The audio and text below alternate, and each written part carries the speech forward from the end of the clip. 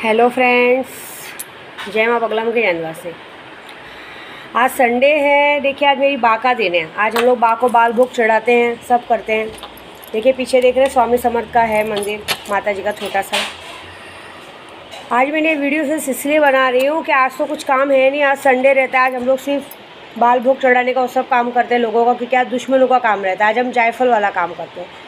बहुत से जन मुझे पूछ रहे, माँ ऐसा कौन सा शक्ति ले हमारा व्यापार सब खुले। तो मैंने पहले ही कहा है, या तो सुल्तान जिन ले, या कादिर पारस जिन ले, या तो हाजी मस्तानी, सब पावरफुल शक्तियाँ लें जिससे सब काम होता है। या तो इच्छा पूर्ति काली शक्ति लें, और सबसे बेस्ट अगर दोस्तों में करिश्मा पारी, क्योंकि अब और एक तो सबसे मतलब कहते हैं ना, विश्व में आपको नाम वाम सब कमाना, तो कामाख्या का महाकाली संपूर्ण विद्या शक्ति ले लें। ये शक्तियों से ही आपके काम हो सकते हैं और कुछ नहीं। दूसरी बात, मैंने कल की वीडियो में कहा था कि केशव का पप्पा मेरी बात नहीं सुनते हैं। तो बस ये मैसेज ये यूट्यूब के ज़रिए पहुंचाना चाहती हूँ कि जब इंसान को खड्डे में गिरना लिखा ही है तो कुछ नहीं कर सकते। अगर विद्या देवी कोई चीज़ के लिए रोकती है और आदमी नहीं सुनता, अनहोनी लिखी है, तो अच्छी बात है। मैं भी कितना दिन झेलूँगी, करूँगी।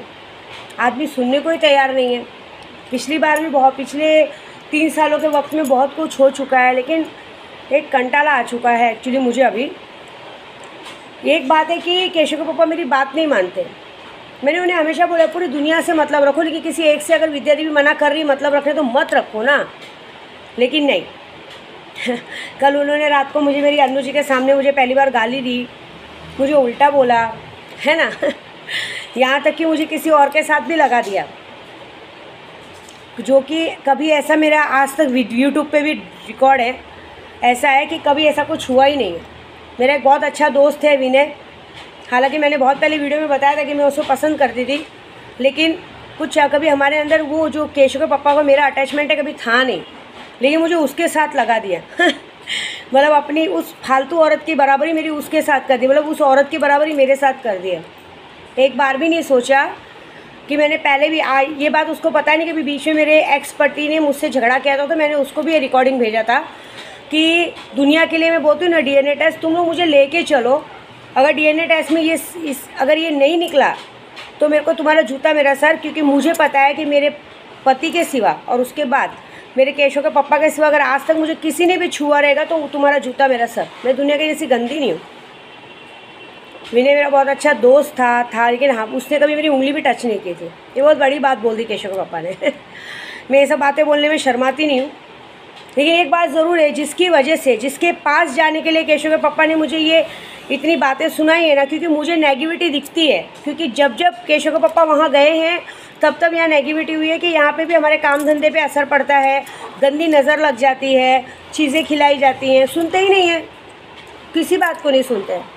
कितनी बार मैंने बोला, एक रुतबा है अपना, एक ओहदा है अपना, तुम्हारे पास विद्या देवी है, तुम्हारे पास बीवी है, जरूरत क्या है किसी और कोई अगर तुमको देखता तुमको डांटने आना चाहिए, लेकिन नहीं, समझ में नहीं आता।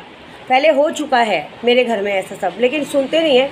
लेकिन कसम से बोलूँ, कल मेरी अन्नू जी को भी बहुत गुस्सा आया था। मेरी अन्नू जी ने भी यही कहा कि अगर वो मना कर रही है कुछ कारण होगा ना, मत जाना।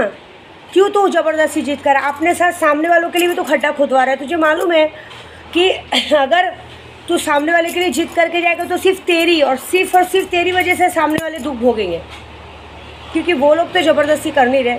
वहाँ कुछ अनहोनी लिखी है, कुछ हुआ है, तभी तो मना कर रहे हैं ना, क्योंकि हर बार कुछ नेगेटिविटी उधर से आती है, लेकिन नहीं सुन रहे। मैंने कल ही कहा था यूट्यूब पे केशव के पापा को कि अगर तुम जहाँ जा रहे हो, अगर वहाँ जा रहे हो तो मुझसे रिश्ता कभी मत रखना, मेरे घर की दहलीज कभी मत चढ़ना।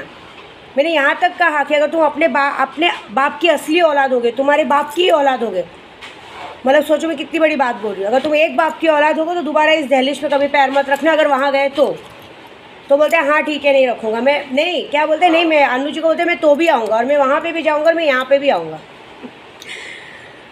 ज़बरदस्ती है। कल ज़िंदगी में सिर्फ एक औरत की वजह से मैंने 3 साल में पहली बार अपने केशव के पापा को बहुत गंदी गालियाँ दी, जो आज तक मैंने अपना असली रूप किसी को नहीं दिखाया। सिर्फ बड़े बड़े जो दुश्मन हैं, आरिफ जैसे लोगों को ये गालियों से नवाजा था। कल वो गालियाँ मेरे केशव के पापा ने सुनी है मेरे मुँह से, बहुत गंदा सुना है। रात को 1:30-2 बजे तक ये नाटक हुआ है। कोई बात नहीं, विद्या देवी कभी किसी को बद्दुआ नहीं देती है, लेकिन एक प्रेग्नेंट औरत, क्योंकि मेरे बच्चे तक बात आ गई मैंने कुछ ऐसा कह दिया था कि तेरे अंदर तो दम ही नहीं है बच्चा पैदा करेगा, तो मुझे बोलते तो तेरे पेट में क्या है। मैंने बोला तुम्हारी माँ ने कहा था ना कि मेरे घर पे 10 आदमी आते थे, उन्हीं में से किसी का होगा। तो बोलते फिर देखा तूने अपने मुंह से ही कबूल किया। मतलब पूरी दुनिया तो बोलती थी, केशव के पापा ने भी ये बात बोल दी आज। मेरे बच्चे को किसी की ज़रूरत नहीं है ये बात याद रखना।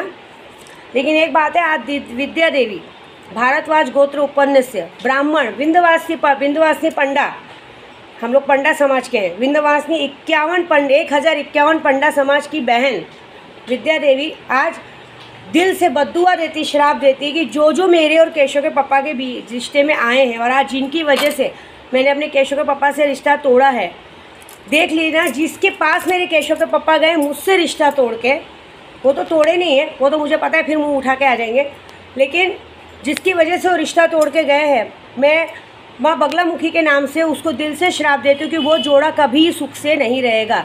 आने वाले 6 महीनों के अंदर वो जोड़ा अलग हो जाएगा एक दूसरे से। और दूसरी बात, जिस तरह मेरे बच्चे पे नाम डाला गया, मुझ पे लांछन डाला गया है, जिसकी वजह से भी डाला गया, कोई भी हो मुझे नहीं मालूम, मैं किसी का नाम नहीं लूँगी, लेकिन ये बात है आजीवन वो इंसान कभी औलाद का सुख नहीं देखेगा, निर्वंशी मरेगा। और उसके पास औलाद होगी तो औलाद हुई हुई मर जाएगी, और औलाद नहीं होगी तो जीवन भर किसी भी तरह से औलाद का सुख नहीं देखेगा।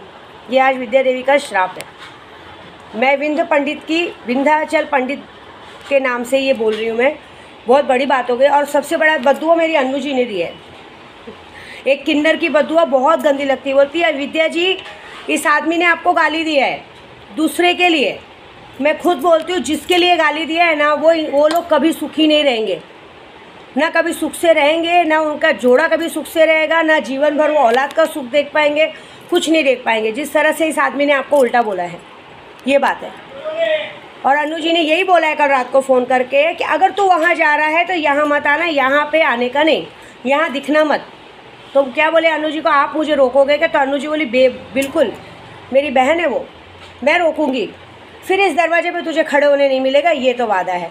लेकिन जिसकी वजह से ये हो रहा है उसको स्नेहा हाजिदा सब बराबर करेंगे, मैं तो बिल्कुल नहीं छोड़ूंगी आपको। जब मेरे केशव का पप्पा का ही वो कर दिया गया है तो फिर मैं उस जोड़े को कैसे सही सलामत रहने दूंगी, है ना। मतलब उन लोगों को पता है ये चीज़ें नहीं पसंद है। सबसे बड़ी गलती इसमें सिर्फ और सिर्फ केशव के पप्पा की। ये अपने शो ऑफ में इतने पागल हो जाते हैं, इन्हें कुछ नहीं दिखता है। एक औरत इनके लिए मरती है जीती है, कुछ फ़र्क नहीं पड़ता, मुझे कोई फ़र्क नहीं पड़ता ये बोलने पे। लेकिन आज विद्या देवी ने कभी किसी को बद्दुआ नहीं दी। विद्या देवी ने हमेशा सबको आशीर्वाद दिया, इनके बच्चे सुखी रहे, सब कुछ रहे।